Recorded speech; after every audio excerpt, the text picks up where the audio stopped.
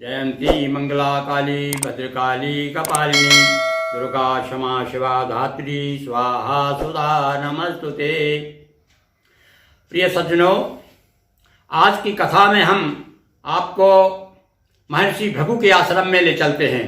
प्रसंग देवासुर संग्राम का है कि जब देवताओं में और असुरों में युद्ध हुआ, उसमें देवता जब हार गए तब जाकर के उन्होंने अपने गुरु महाराज से पुकार की जाकर के। राक्षसों के शुक्राचार्य हैं और देवताओं के हैं बृहस्पति जी। तो सारे दैत्य सारे दानव जो है शुक्राचार्य के पास आकर के प्रार्थना करते हैं, महाराज देवताओं ने हमें बहुत परेशान कर दिया है, हम बहुत त्रस्त हैं।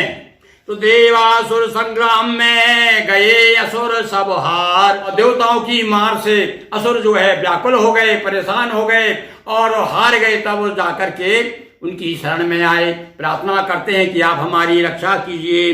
गुरु वर देव बड़े बलधारी, रक्षा कीजिए नाथ हमारी। अरे महाराजो, अरे देवता लोग तो बहुत बलवान हो गए हैं, आप हमारी रक्षा कीजिए, आप ही हमें बचा सकते हैं। कहा शुक्र तुम करो प्रतीक्षा, और हार रहे ये भावी इच्छा। अरे भाई देखो, कभी कभी क्या है, होनहार के आगे किसी की बस नहीं चलता। देखो भावी भवितव्यता जो है वो कभी चलती नहीं है, और इस समय हमारा समय प्रतिकूल चल रहा है, हम हार गए, पर तुम चिंता मत करो, मैं इसका कुछ उपाय सुनता हूं। अब मुझे ऐसा करना पड़ेगा, ये देवताओं को जीतने के लिए कुछ हो यंत्र मंत्र की सहायता लेनी पड़ेगी। तो भैया मंत्रों के भंडार हमारे भोलेनाथ है, मैं जाता हूँ कैलाश और उनसे प्रार्थना करके और कुछ शक्ति लेकर के आता हूँ, मंत्र शक्ति, और तब फिर अक्षरों को साथ करके इकट्ठा करके और फिर देवताओं से भरेंगे। ऐसा सोच करके जाता हूँ मैं गिरि कैलाशा, जहाँ माँ शिव करे निवासा, जहाँ भगवान शिव जो है पार्वती के साथ में विराजमान है। मैं जा रहा हूँ शिव से विजय मंत्र कुछ लेकर आऊं, रुके रहो धीरज धर। हे उनको धीरज बनाया, बोले सुनो घबराओ मत, चिंता मत करो, मैं तो भगवान शिव के पास में और उनको प्रसन्न करके विजय के मंत्र लेकर के आऊंगा। फिर जब तक रुके रहो, घबराना नहीं किसी प्रकार से। है प्रतिकूल समय निज जानो, और एक बात कहता हूँ मानो। अब एक गुरु मंत्र दिया देखो शुक्राचार्य ने। अब ये तो दैत्य लोग हैं भाई, बड़ा धोखा भी देते हैं, बड़े कपट छल छंद में बड़े प्रवीण होते हैं। तो क्या कहा इन्होंने कि ऐसा करो, देवताओं को किसी प्रकार से मनाओ, उनके जाकर के हाथ पांव जोड़ो और कहो भैया सुनो, हमने लड़ना छोड़ दिया और हम भी तुम्हारे जैसा ही अब भजन करेंगे, यज्ञ करेंगे, पूजन करेंगे। और हम समझ गए कि जीवन का सार जो है केवल भगवान की भक्ति में ही है, लड़ने भिड़ने में नहीं है। तो इसलिए हम आपसे प्रार्थना करते हैं, आज से अपनी लड़ाई बंद, किसी प्रकार की अब दुश्मनी नहीं रही बीच में। अब देखो इस प्रकार से समझाया, ऐसा करके और तुम जाओ अपना नकली काम करो और मैं आता हूं। जब तक इस बीच में जब तक तो तुम बचे रहोगे, देवता लोग समझेंगे हाँ भाई ठीक है, लोग सुधर गए राक्षस लोग। अब मैं जब लौट के आऊंगा तो अपन देखेंगे। ऐसा कह करके शुक्राचार्य जी भगवान शिव के पास में पहुंचते हैं, और अब हम तुमसे नहीं लड़ेंगे, ओ कहो सुरों से यजन करेंगे, और हम भी यज्ञ करेंगे, ऐसा कह करके, और तुम जो है यहाँ पर रुके रहना। इधर शुक्र शिव जी ढिंगे आए, और कर प्रणाम रघुबेन सुनाए। अब इस बीच में शुक्राचार्य जी जो है भगवान शिव के पास आते हैं, आकर के चरणों में वंदना करते हैं, प्रणाम करते हैं, कहते हैं नमामि शमीशा निर्वाण रूपम विभुम व्यापकम ब्रह्म भेदे स्वरूपम। नाना प्रकार से भगवान शिव की स्तुति करते हैं। भगवान प्रसन्न होते हैं, कहते कहो भाई दानव गुरु आप कैसे पधारे। अब तो इन्होंने क्या कहा कि उन मंत्रों की उर अभिलाषा, जो नहीं दे गुरु के पासा। महाराज मैं आपके पास में इसलिए आया हूं, आप कृपा कीजिए, मुझे ऐसे मंत्र चाहिए, और मंत्र मतलब युक्ति भी कह सकते हैं, ऐसी युक्ति दीजिए, आप मंत्र दीजिए ऐसी कि जो बृहस्पति के पास में ना हो, जो देवताओं के गुरु हैं, क्योंकि ये गुरु के ना से ही देवता लोग बलवान हैं। तो मुझे भी कुछ ऐसे मंत्र गुरु मंत्र दे दीजिए आप। तो जाकर मुझको असुर जिताना, और तथा देव गण सभी हराना। देखिए भगवान शिव से क्या कह रहा है, महाराज मुझे राक्षसों को विजय दिलानी है, और जो राक्षस जो जितने भी जो देवता हैं उनको हराना है, तो आप ऐसा मंत्र दे दीजिए मुझे। भगवान से मन में विचार करते हैं कि अच्छा बेटा ठीक है, अब ये मेरे शरण में तो आ गया हो, अब इसको मैं किस प्रकार से, तो उन्होंने कहा ऐसा करते हैं, ऐसा विधान बताता हूं कि इससे बनेगा ही नहीं और अपने आप भग जाएगा ये। तो भगवान सब ने कहा भाई एक काम करना पड़ेगा तुमको। बोली महाराज बताइए, आप जो कुछ कहेंगे मैं करने को तैयार हूं।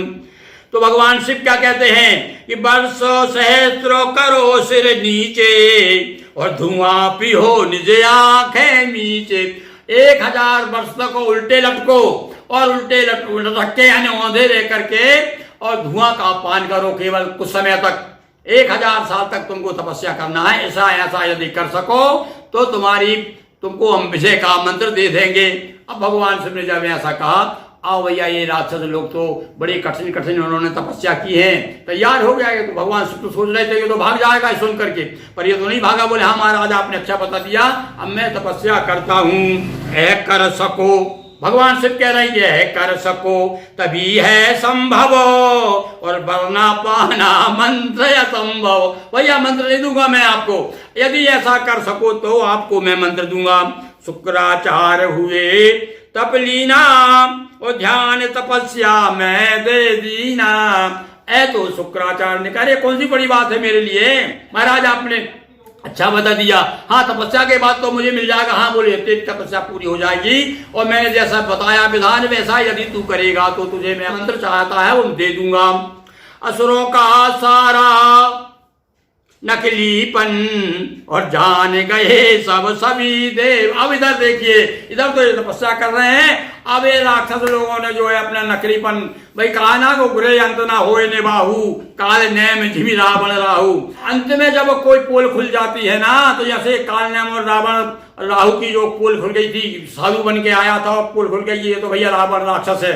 तो ऐसे ही ये इनकी पोल खुल गई, ये तो नकली साधु बन करके और देवताओं के साथ धोखा कर रहे थे।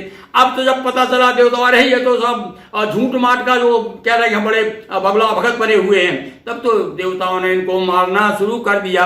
और जब इनकी पिटाई शुरू हुई तब भागे, क्योंकि अब गुरु तो यहाँ है नहीं। तो जब भागे तो भागते भागते कहाँ पहुंच गए, भृगु ऋषि के आश्रम में। भृगु ऋषि के आश्रम में पहुंचे तो वहां उनकी श्रीमती वहां पर आश्रम में थी। अब यहाँ जाकर के जब पहुंचे, हे माँ हमारी रक्षा करो जाकर के उन्होंने कहा भृगु ऋषि के आश्रम में जाने के बाद में। ये भृगु ऋषि कौन है भाई, ये शुक्राचार्य के पिताजी हैं। शुक्राचार्य के पिताजी भृगु ऋषि, मतलब शुक्राचार्य के आश्रम में पहुंच गए ऋषि। अब देव सारे राक्षस पहुंच गए तो उसने कहा था चिंता मत करो, आ जाओ हमारे आश्रम में आ जाओ, हम आपको शरण देते हैं, तुम्हारा कोई बाल बाका नहीं कर सकेगा यहाँ पर। अब वो आकर के रह गया, पर देवताओं ने देखा ये कहाँ चले गए। अरे बोले वो देखो भृगु के आश्रम में है। वहां जाकर के भी देवताओं ने उनको मारना शुरू कर दिया। जब उनको वहां मारना शुरू कर दिया तो अब ये जो है श्रीमती जो थी उनकी भृगु भार्या जो थी वो नाराज हो गई और कहने लगी देखो मैं तुमको खा जाऊंगी। पहले तो उन्होंने क्या किया, ये बड़ी मायावी थी, योग जानती थी, तो इन्होंने क्या योग विद्या से सारे देवता के ऊपर निद्रा पहुंचा दी।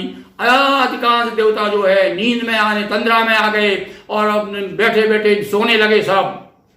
कुछ देवता भागे भागे भगवान के पास में गए कि महाराज सारे लोग जो है बेहोश हो रहे हैं, सब नींद में चले जा रहे हैं। भगवान विष्णु ने कहा अच्छा चिंता मत करो, मेरे पास आ जाओ, और मेरे पास आ जाओगे तो उसकी माया नहीं चलेगी उस देवी की।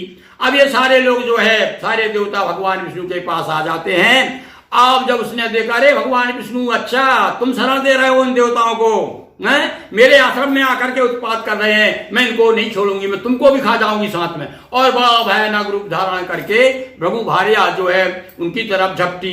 तब तो देवता घबरा गए, महाराज रक्षा करो प्रभु, ये सब हमको खा जाएगी। अब तो भगवान विष्णु ने तुरंत देखा कि हाँ भाई संकट का समय है, अब क्या करना चाहिए, अपनी खुद की रक्षा तो करना पड़ेगा। वैसे तो और स्त्रियों पे हाथ नहीं उठाया जाता, पर भगवान विष्णु ने उस समय भूल गए। हमारे यहाँ भगवान राम ने भी तो मार दी ना, तारका को वध कर दिया।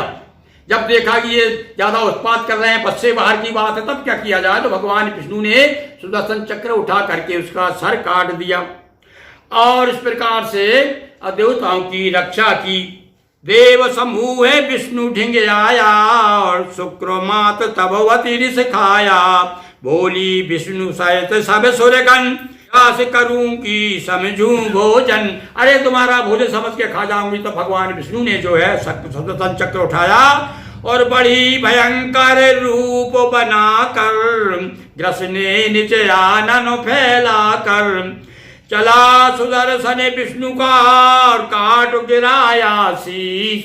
भगवान ने फिर देर नहीं की, भगवान विष्णु ने इसका सिर जो है धड़ से अलग कर दिया और चला सुदर्शन विष्णु का काट गिराया शीश। शुक्र मात का वध हुआ, बोलो जय जगदीश, बोलिए दुर्गा जी की जय। हर हर महादेव शंभो। दोस्तों वीडियो को लाइक शेयर कर चैनल को सब्सक्राइब करें, घंटी की बटन दबाकर ऑल के ऑप्शन को भी क्लिक करें। बहुत बहुत धन्यवाद।